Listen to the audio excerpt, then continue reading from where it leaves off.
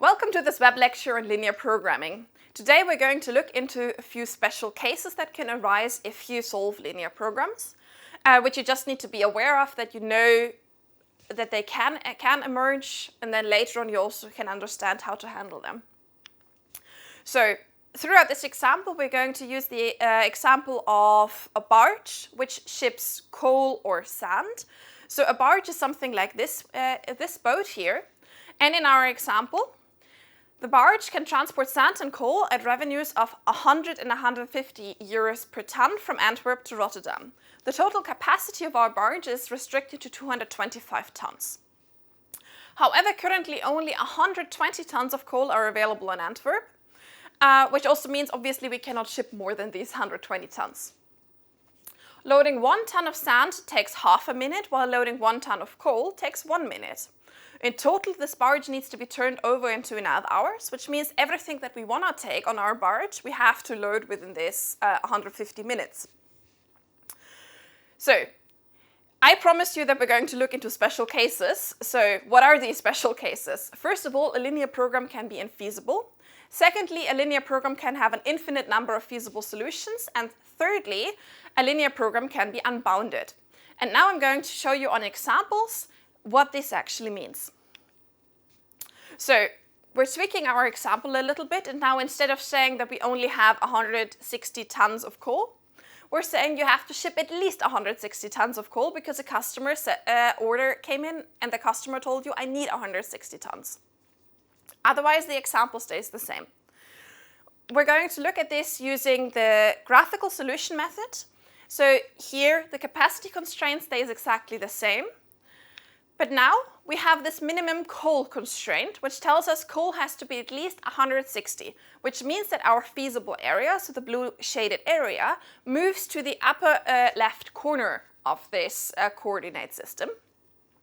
And now we're going to add the last constraint, the loading time constraint, which tells us everything needs to be less than 150 minutes. We cannot load longer than these 150 minutes.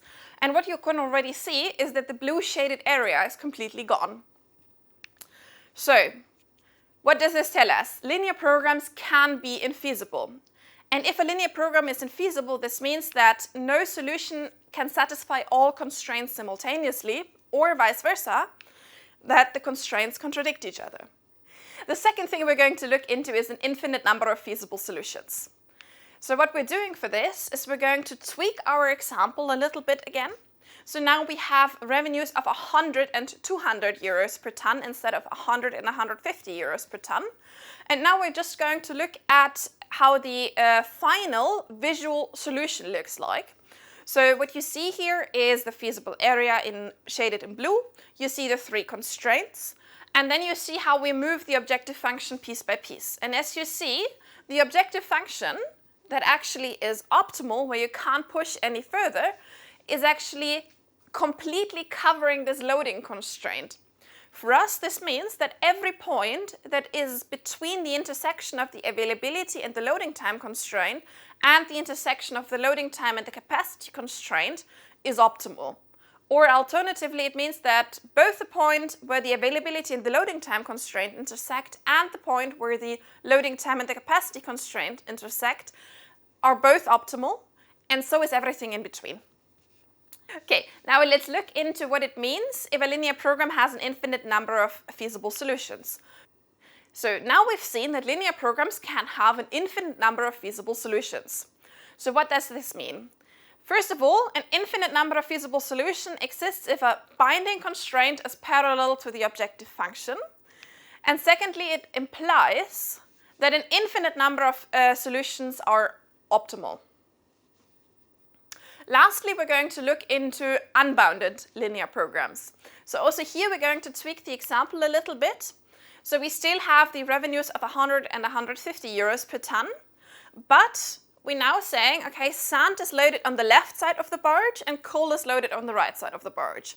If we now load 200 tons of coal and no sand whatsoever, then of course our barge is going to tilt a little bit. This is something we don't want. So we say we have a stabilization constraint, which says that the amount of sand must not be more than 2 times the amount of coal, and vice versa, the amount of coal must not be more than 2 times the amount of sand.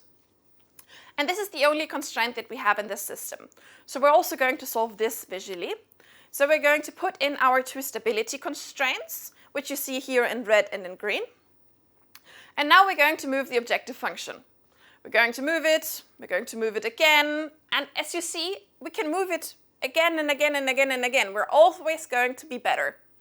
And this is what unboundedness is about. It means that for each feasible solution that we can find a better one. So even if we know, okay, 100 is feasible, we can be absolutely sure that we can find a better solution. So for instance, 150, which is even better.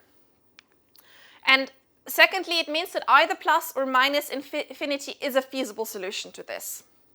So what I would like you to look into at home is showing that a linear program can have only 0, 1, or an infinite number of feasible solutions, have a feasible solution but no optimal solutions, and not have exactly 2 feasible solutions simultaneously. So, what I would like you to take away from this linear programming special cases lecture is what infeasibility is, what an infinite number of solutions is, what unboundedness is, and what I would like you to do is to look into this existence of solutions exercise that we saw on the previous slide. Thanks.